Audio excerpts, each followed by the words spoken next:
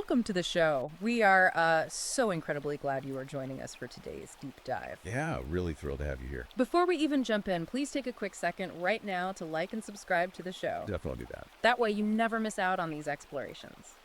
So today we are bringing you an ultra-long, incisive, and honestly fascinating review of a highly controversial ebook. It's called Superstitions, Folk Mythic Knowledge, about heroic man, the archetypes, and sinister women by Conrad Riker. It is quite the title, and it's quite the read. It really is. And look, if you want to understand the history of our modern institutions, and specifically understand how this author believes they were essentially captured by feminist and Marxist ideologies before reading it yourself, you absolutely need to check out Amazon Kindle and Google Play Books to buy the book. Right, because whether you completely agree with its premise or, vehemently disagree with it, this text offers a really deep, provocative look into a massive, growing cultural movement. Exactly. Our mission for this deep dive is to explore the distinct worldview of men's rights activists and the red-pilled manosphere, which is exactly the target audience this book is written for. Yeah, the author presents a highly specific philosophy that essentially diagnoses modern Western society as fundamentally broken. The core argument here is that the central institutions of our culture, from universities to hospitals to the justice system, have been actively hijacked and fundamentally rewired. Now, before we get into the weeds, we need to make something crystal clear right out of the gate. Today, we are taking absolutely no sides. None at all.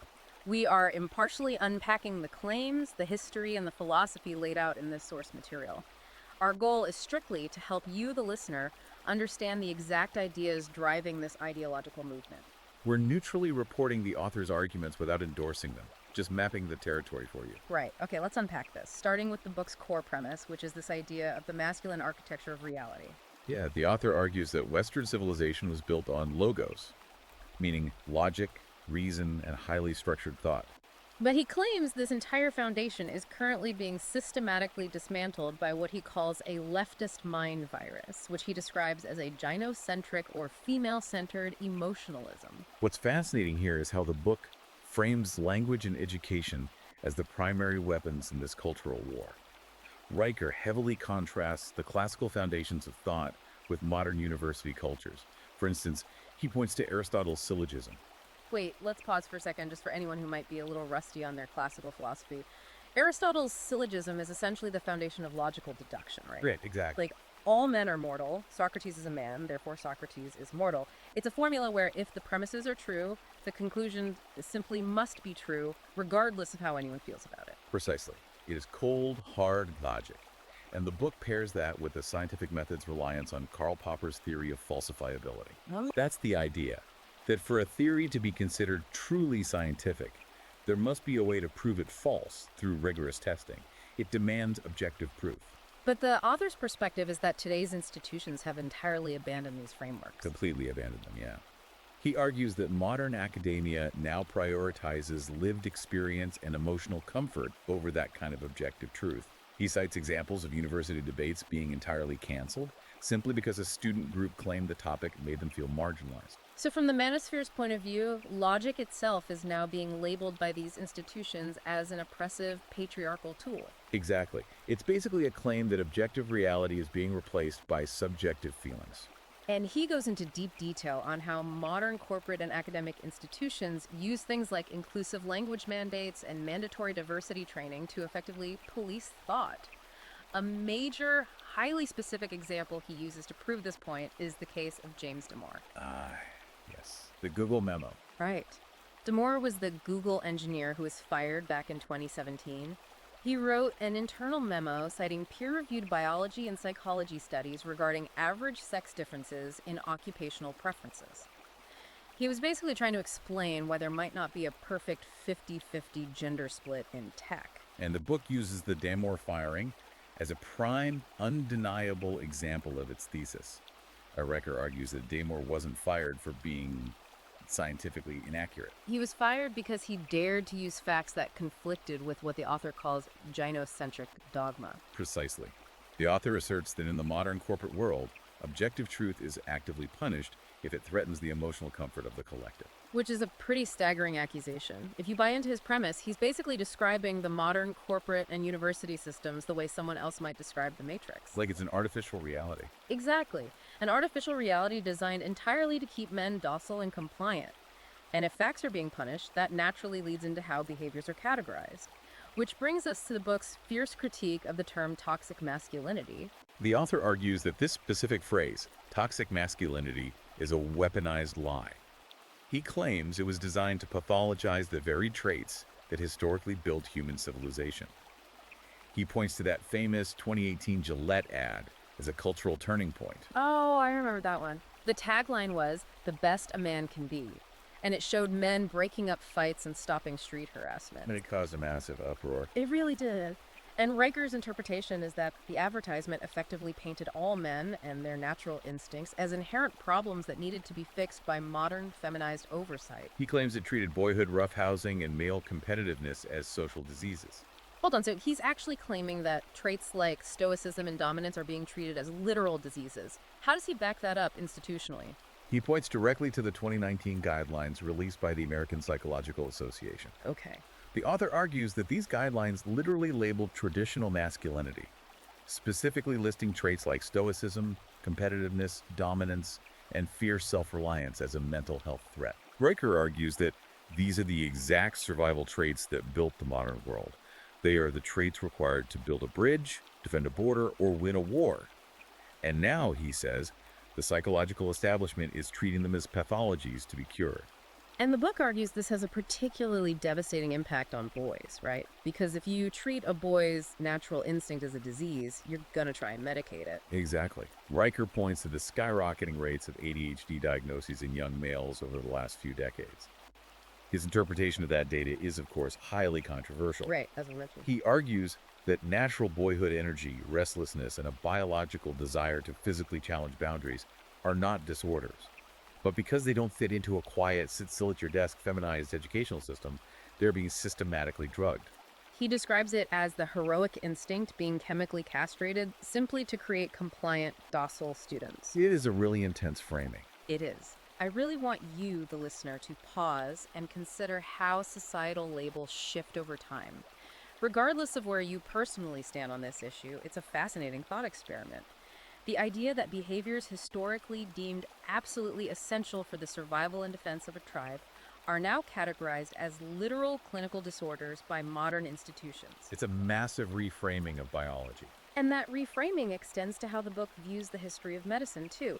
Here's where it gets really interesting. The author takes a highly unique, deeply counterintuitive angle on the masculinization of herbalism and the medical field. Yes, this is perhaps one of the most unexpected chapters in the text. He traces a historical lineage that claims healing was once a rigorous, results-oriented male discipline. Which is funny because we usually think of herbalism or natural medicine today as being somewhat female-coded or part of the modern wellness industry. Right, but Riker talks about the barber surgeons of the Middle Ages, the battlefield medics in the Roman legions, and medieval monks who cultivated massive botanical gardens. According to the book, these men practiced a form of pre-scientific empiricism. It was trial, error, and objective observation without any emotional attachment. So what changed according to his worldview? How did we get from stoic battlefield medics to the modern healthcare system? He places the blame squarely on figures like Florence Nightingale. Wait, Florence Nightingale, the founder of modern nursing. Yeah. He paints her as the villain of this story. He does. It's a radically different way of looking at the history of nursing. The author claims that Nightingale essentially hijacked the healing tradition. He argues she weaponized compassion, turning medicine away from a stoic masculine discipline of objective problem solving and reframing it entirely as feminine emotional labor. That is wild. He believes this shift eventually birthed the modern pharmaceutical industrial complex, which he views as a feminized system designed to keep people dependent and heavily medicated. And his solution to this is something he calls the Green Cathedral. The book details some really fascinating examples of modern male foraging collectives. He specifically highlights groups like the Cascadia Fungi Guild out in the Pacific Northwest. Yeah, the foraging collectives. He highlights the use of natural compounds, specifically mentioning things like kratom for pain management or deep mycology and mushroom foraging as a literal act of rebellion. Right. It's not just about taking plants for health, it's an ideological stance. The author frames this as men reclaiming their bodily sovereignty. He argues that the modern system wants to keep men dependent, compliant, and popping pills prescribed by an institution that already hates their masculinity. So learning to heal yourself with plants out in the wild is framed as a direct rejection of that control. Exactly. Well, if the author believes boys are being medically pacified in schools and men are being kept dependent by modern medicine, it makes total sense that his distrust extends to modern psychology, too. This rejection naturally bleeds right into his intense critique of modern therapy culture.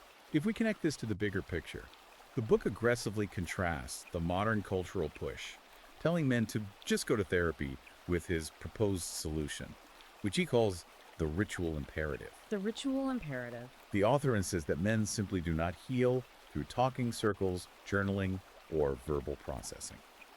He views all of those as distinctly feminine frameworks designed by a system that fundamentally doesn't understand male psychology. So if talking about your feelings is off the table, what is the ritual imperative? How does a man heal in Riker's framework?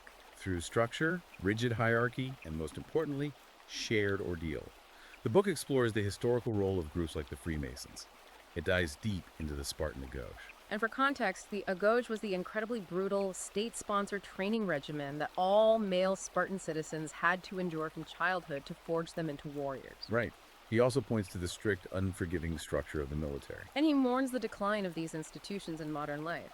He specifically points out things like the Boy Scouts' rigorous 50-mile hikes being phased out or softened over the years. Yeah, the softening of those rites of passage. He argues that by removing these intense physical challenges, society has left boys completely adrift. They have no way to prove their capability to themselves or their peers. Which is where he introduces this concept of the alchemy of pain. Riker argues that modern society's obsession with avoiding discomfort fundamentally makes men weak. He references figures like David Goggins, the ultra-endurance athlete and former Navy SEAL. Yes, Goggins is famous for pushing the human body past unimaginable limits. The text suggests that intense suffering and rigid discipline, things like waking up for 5 a.m. workouts, prolonged fasting, and extreme cold water exposure, are not punishments. They are necessary, vital tools to forge an unbreakable man. It's the idea that pain delivers vital data. It teaches you who you are. And a culture that prioritizes safety and emotional comfort above all else is, in his words, committing civilizational suicide. It's a very intense focus on male authority and structure. But how does the stoic, unbreakable individual fit into the broader society, specifically the family? Because this brings us to the book's blistering critique of modern family law and the justice system. This is where the political and social arguments of the book really reach a boiling point. The author argues that the modern state has effectively replaced the patriarch in the family unit. He details claims that modern welfare systems intentionally incentivize single motherhood, making the father financially and structurally obsolete. And he argues the family courts operate with a severe systemic bias against fathers when it comes to custody and divorce proceedings. He spends a really significant amount of time unpacking what he calls the myth of the wicked woman. To back this up, the book cites U.S. Census data showing that approximately 73% of divorces are initiated by women. Which is a real statistic. Right. And Riker takes that modern statistic and links it all the way back to the ancient biblical archetype of Samson and Delilah. It's a powerful metaphor for his audience. He uses Samson and Delilah to illustrate the concept of intimate betrayal. The idea is that a man's life, no matter how physically strong or structurally secure he is, can be completely dismantled from the inside by a partner utilizing emotional leverage and the power of the state, rather than physical force. And he extends this critique of emotional leverage to the legal system at large. The author heavily criticizes what's known as the Duluth model. Yeah, the domestic violence framework. For those who might not know, the Duluth model is essentially the standard framework used by local police and courts across the country for domestic violence intervention. Riker argues that this model operates on a default assumption that the man is the primary aggressor and the female is the victim, inherently assuming male guilt. He applies this same critique to Title IX's campus tribunals, arguing they function as kangaroo courts. Exactly. According to the author, these systems entirely erase the masculine concept of due process and objective law. He points to foundational texts of Western justice, things like the Magna Carta, or William Blackstone's commentaries on the laws of England, which establish the principle that it is better that 10 guilty persons escape than that one innocent suffer. Raker argues that modern society has traded that stoic, objective law for emotional mob rule. Yes. Okay, let's unpack this. So, what does this all mean? We've walked through this sweeping critique of universities, hospitals, psychology, and the courts.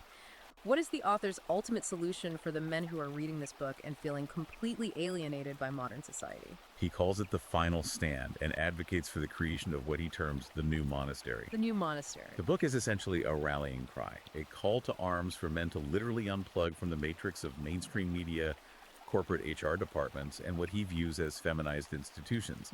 It strongly advocates for forming tight-knit, male-only physical and digital brotherhoods. He specifically points to real-world groups like F3 Nation. F3 stands for Fitness, Fellowship, and Faith. It's a network of free, peer-led workouts for men held early in the morning outdoors. He also highlights localized underground men's circles.